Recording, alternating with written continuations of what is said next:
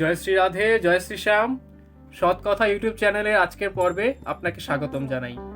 তো আজকের থাম্বনেইলে আপনি দেখেছেন আজকের টপিক দীক্ষা কেন নিতে হয়, দীক্ষা গ্রহণের আবশ্যকতা কোথায়, দীক্ষা গ্রহণ করতে হবে কেন, কি কারণে আমাকে গুরুর আশ্রয় গ্রহণ করতে হবে।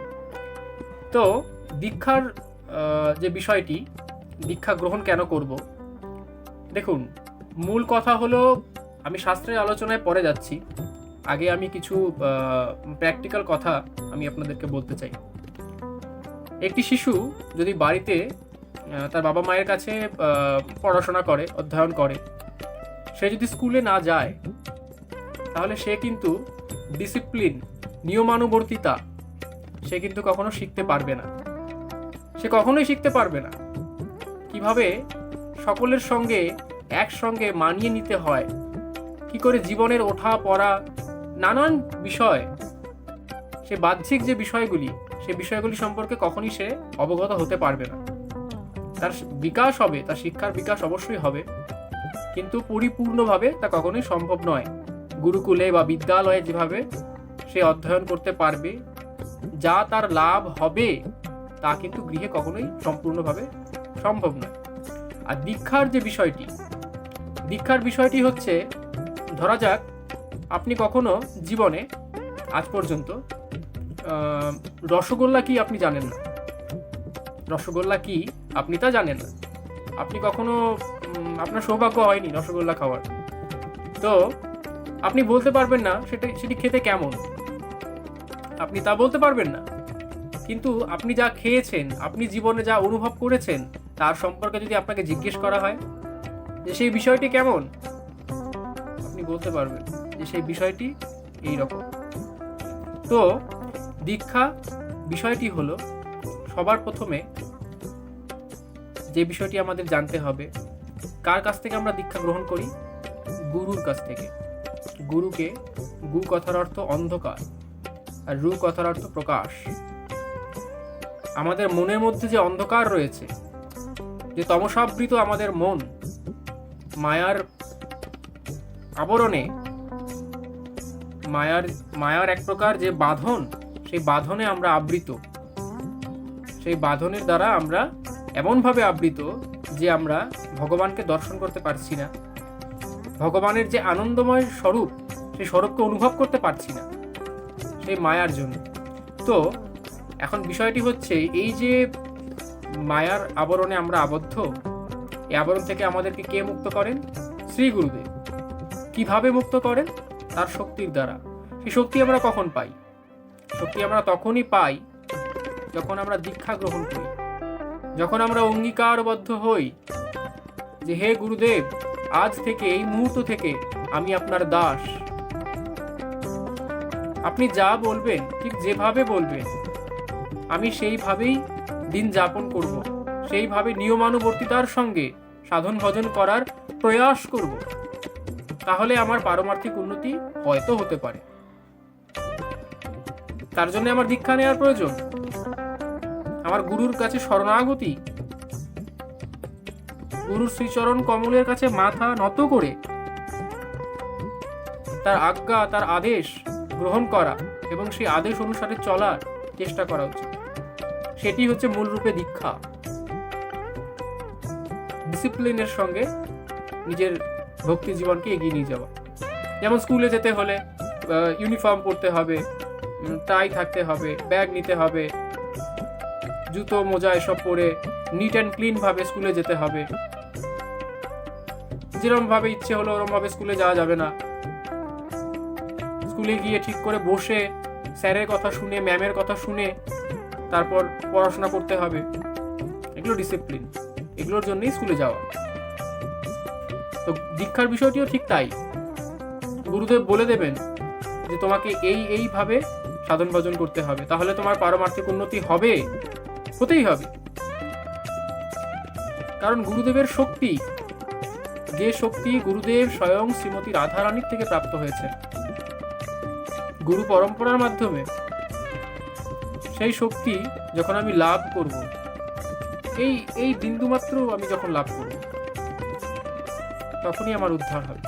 তখন আমার উদ্ধারের পথ উদ্ধারের যে পথ, সেই পথে আমার পথ চলা শুরু হবে। আমি বুঝতে পারবো আমি কিছু একটা পেয়েছি, কিছু একটা আমি অনুভব করা শুরু করেছি। তো দীক্ষা কেন নিতে হবে এ সম্পর্কে আমি কিছু শাস্ত্রীয় কথা আমি আপনাদের আজ বলবো।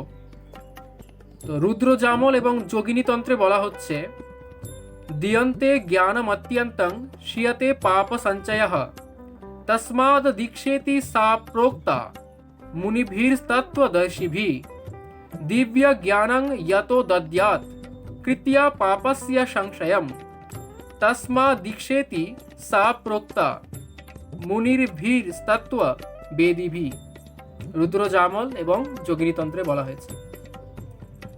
তো এখানে বলা হয়েছে যে দীক্ষা কি, দীক্ষা কি, যার মাধ্যমে আমার পাপ ক্ষয় হয়ে দিব্য জ্ঞানের উন্মোচন হয় আমার মধ্যে, আমি এক অন্য জগতে প্রবেশ করি, তাই দীক্ষা।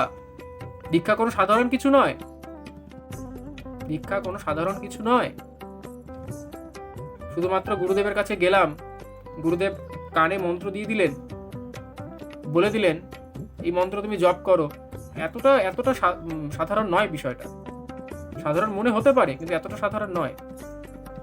অনেকেই বলে থাকেন দীক্ষার কোনো প্রয়োজনীয়তা নেই, আমার মন শুদ্ধ, আমার চিত্ত শুদ্ধ, আমি শুদ্ধ, আমি ভগবানকে মন প্রাণ উজাড় করে ডাকবো, আমার ভগবান নিশ্চয়ই প্রসন্ন হবেন, আমার গুরুদেবের দরকার নেই।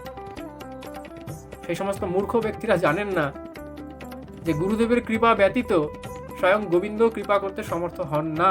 কখনোই সম্ভব নয়, কখনোই সম্ভব নয়।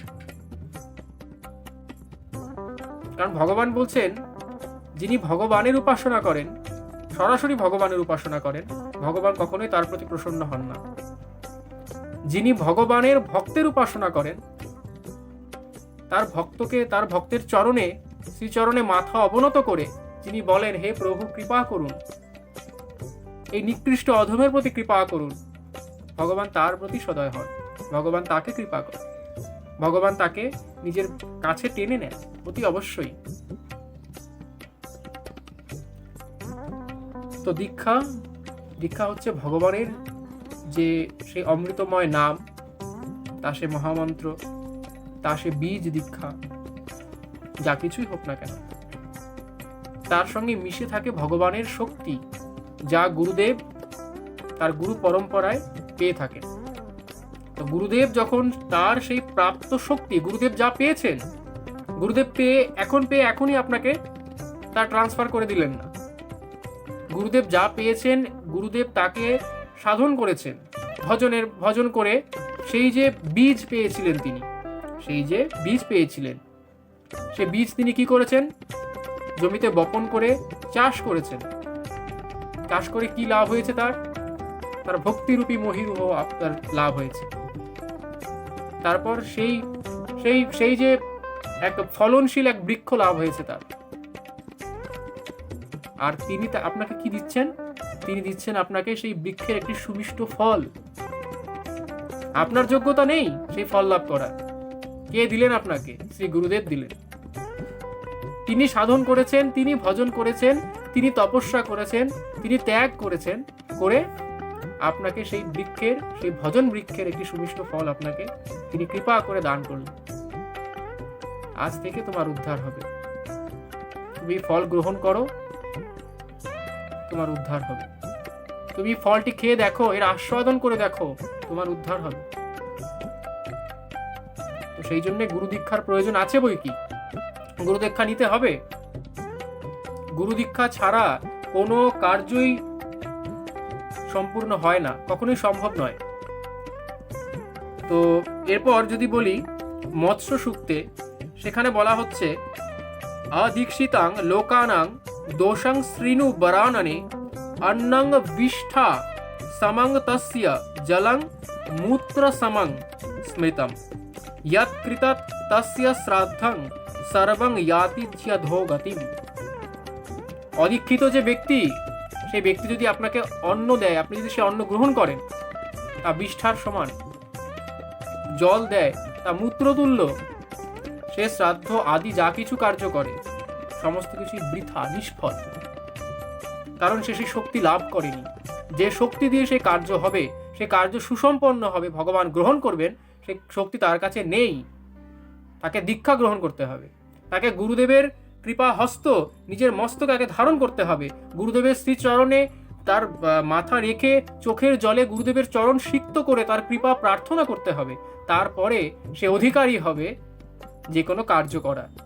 তো দীক্ষার অবশ্যই প্রয়োজন আছে, দীক্ষা গ্রহণ করতে হবে এবং সেই পরম তত্ত্বকে, পরম আনন্দকে হৃদয়ে ধারণ করতে হবে।